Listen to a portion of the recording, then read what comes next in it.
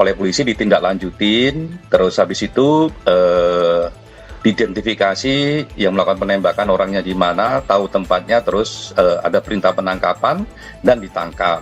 Dan akibatnya ada perlawanan seperti itu. Polisi masih mengejar pelaku pembakaran dan perusakan 3 kendaraan polisi di Pondok Rangon, Harjamukti, Depok saat menangkap pelaku penyerobotan lahan yang juga ketua Ormas. Lalu apa yang sebenarnya terjadi saat penangkapan ketua Ormas? Yang pertama-tama memang kasus ini basisnya adalah soal lahan ya.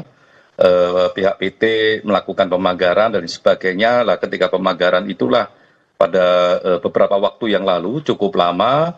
Terus ada perlawanan, ada penembakan dengan airsoft gun ke eskalatornya dan itu pecah kaca dan mengenai sopirnya dan melaporkan kepada polisi.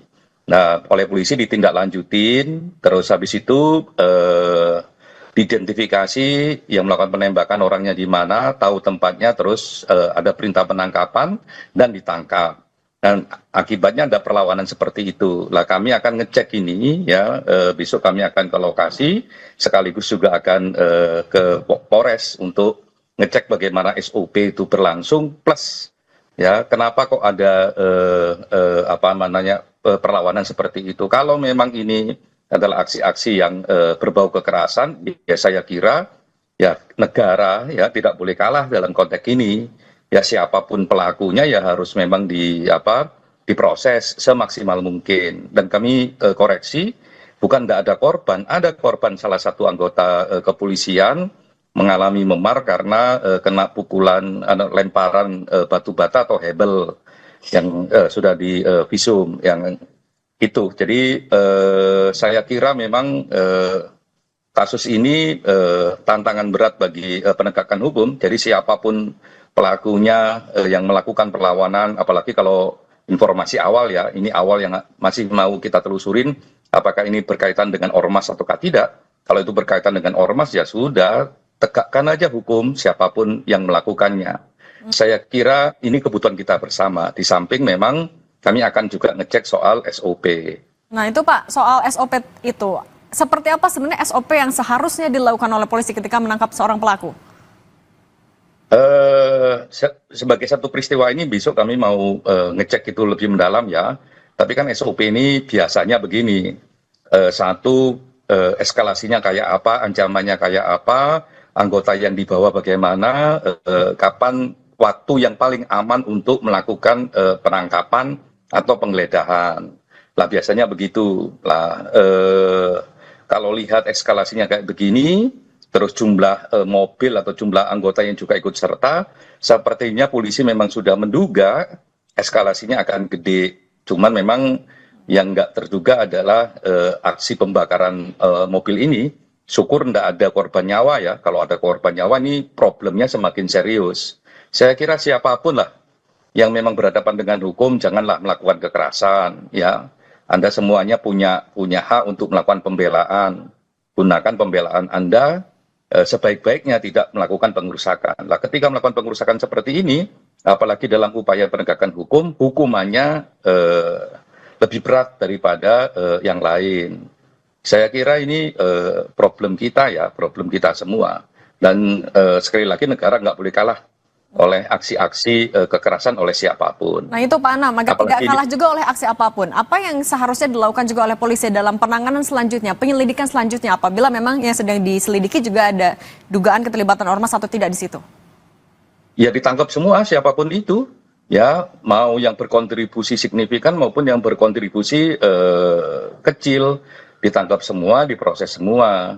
Tapi tentu saja penangkapan, penegakan hukum untuk mereka tetap harus mematuhi koridor hukumnya. Nggak boleh misalnya karena ada pembakaran mobilnya polisi misalnya, terus yang melakukan pembakaran seandainya ketangkep terus dipukulin, disiksa, ya itu juga nggak boleh.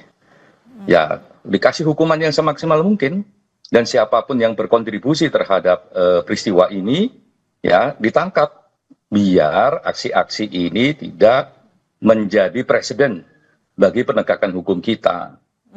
Nah sekaligus nanti memang kami akan ngecek juga SOP-nya sebenarnya bagaimana gitu. Prosedur tapi yang sesuai juga dengan SOP Pak, apabila ada perlawanan yang begitu besar seperti tadi malam misalnya, apa yang seharusnya tetap dilakukan agar tetap ada di koridor hukum? Kalau lihat kronologi singkat ya, kronologi awal ini, itu kan sudah ditangkap, tapi dikejar dan sebagainya. Sebenarnya ketika menangkap terus lari dibawa ke kantor polisi ya rencananya itu sudah betul. Cuman problemnya adalah memang portalnya banyak portal yang masih tertutup sehingga nggak bisa pergi. Lah kalau kayak begitu dalam konteks sedikit informasi itu sih saya kira udah betul menghindari eskalasi yang tinggi. Nah kalau tidak lari misalnya, ya itu bisa jadi memang nggak menghindari eskalasi. Nah, Saya kira dari informasi sementara tadi Pak Anam sudah ada pelaku pembakaran dan perusakan yang ditangkap ataupun juga diperiksa. salah satunya TS itu yang sekarang ditahan di Mapores. Gitu, dan saya himbau kepada seluruh masyarakat hormati penegakan hukum ini. Jangan terus karena TS ada di kantor polisi terus siapapun yang mendukung TS yang melakukan pembakaran datang ke Mapores misalnya, lah itu eskalasinya semakin tinggi, ya problemnya semakin rumit. Saya kira semua pihak harus menjaga diri dan kami menyuruhkan siapapun yang melakukan itu kalau menyerahkan diri akan lebih bagus karena itu ada pengurangan hukuman dan sebagainya, sanksi dan sebagainya, daripada ditangkap. Ya hukumannya akan sangat berat. Tapi kami juga sekaligus mengingatkan polisi kalau melakukan penangkapan terhadap mereka yang melakukan pengerusakan, pembakaran dan sebagainya, jangan sampai juga melakukan kekerasan atau bahkan melakukan pelanggaran hukum, penyiksaan dan sebagainya.